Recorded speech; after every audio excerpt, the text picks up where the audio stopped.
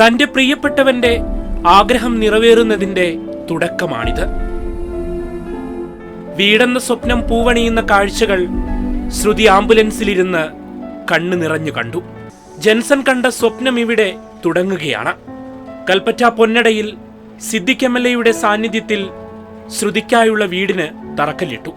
ഇച്ചായനും ഞാനും ആഗ്രഹിച്ചതാണ് ഒരു വീട്. ഇച്ചായനും കുറെ ന്യൂസിൽ പറയുന്നുണ്ടല്ലോ ഒരു വീട് വേണം.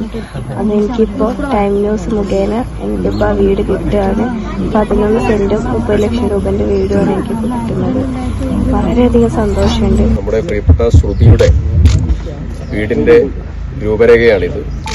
തൃശൂർ ചാലക്കുടി സ്വദേശികളായ Enoch Joseph Antony, Denish Davis എന്നിവരുടെ നേതൃത്വത്തിലാണ് ഉരുൾപൊട്ടൽ ദുരന്തത്തിൽ സർവരും നഷ്ടമായ ശ്രുതിക്കായി 1500 ചതുരശ്ര വിസ്തീർണമുള്ള വീട് ഒരുക്കുന്നത്. അനവധി ധനസഹായങ്ങൾ പുള്ളി കിട്ടിയിട്ടുണ്ട്. ആ കൂട്ടത്തിൽ ആണ് ഈ പറഞ്ഞ പോഷയുടെ 10 ലക്ഷം രൂപ. പക്ഷെ നമ്മൾ അവരുടെ ആരും ഫണ്ട് ഉപയോഗിക്കുന്നില്ല. നമ്മൾ ഫണ്ട് മാത്രം ഉപയോഗിച്ചുകൊണ്ടാണ് നമ്മൾ ഈ പ്രോപ്പർട്ടി ഡെവലപ്പ് ചെയ്യാൻ ഉദ്ദേശിക്കുന്നത്. ചൂരൽമല ദുരന്തത്തിൽ കുടുംബത്തിലെ 9 പേരെ നഷ്ടപ്പെട്ട ശ്രുതിക്ക് ഏക ആശ്രയമായിരുന്നത് വിവാഹ നിശ്ചയം കഴിഞ്ഞ പ്രതിശ്രുത വരൻ ജെൻസൺ ആയിരുന്നു. കാർ അപകടത്തിൽ ജെൻസൺ മരണപ്പെടുകയും ശ്രുതിക്ക് സാരമായ പരിക്കുകൾ ഏൽക്കുകയും ചെയ്തു. ഏക ആശ്രയമായ ജെൻസന് മരിച്ചതോടെ മാനസികമായി തളർന്ന ശ്രുതിയെ ചേർത്ത് വയ്ക്കുന്നതിന്റെ ഭാഗമായാണ് ശ്രുതിക്കായി ഇവർ വീടൊരുക്കുന്നത്.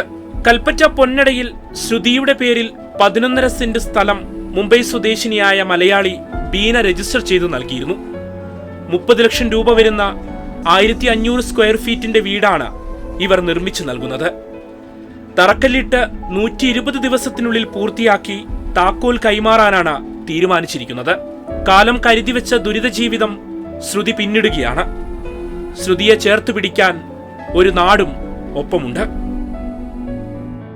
വയനാട് വിഷൻ വാർത്തകളും വിശേഷങ്ങളും അറിയാൻ തത്സമയ ദൃശ്യങ്ങൾ കാണാൻ വയനാട് വിഷൻ ഫേസ്ബുക്ക് ഫോളോ ചെയ്യുക. Wayanad vision YouTube channel subscribe ചെയ്യുക.